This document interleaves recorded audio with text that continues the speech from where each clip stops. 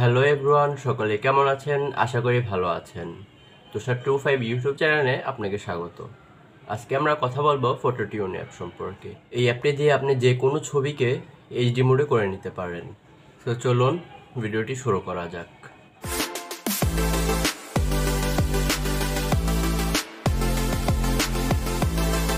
ফটোটিউন অ্যাপটি নামানোর জন্য আমরা সোজা চলে যাব গুগল প্লে স্টোরে। প্লে স্টোরে আসার পরে সার্চ করব ফটোটিউন। তারপরে এখান থেকে আমরা অ্যাপটি ইনস্টল করে নেব। অ্যাপটি ইনস্টল হয়ে গেলে ওপেন করব। তারপর এখান থেকে নেক্সট,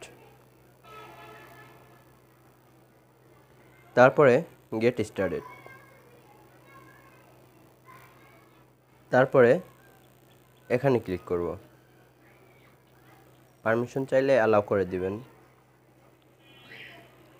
তারপরে আপনার যেই ছবিটির কোয়ালিটি খারাপ সেই ছবিটি এখানে ইনপুট করবেন। তারপরে আপনারাই দেখতে পাচ্ছেন ফটোটি আগে কেমন ছিল আর এখন কেমন হয়েছে।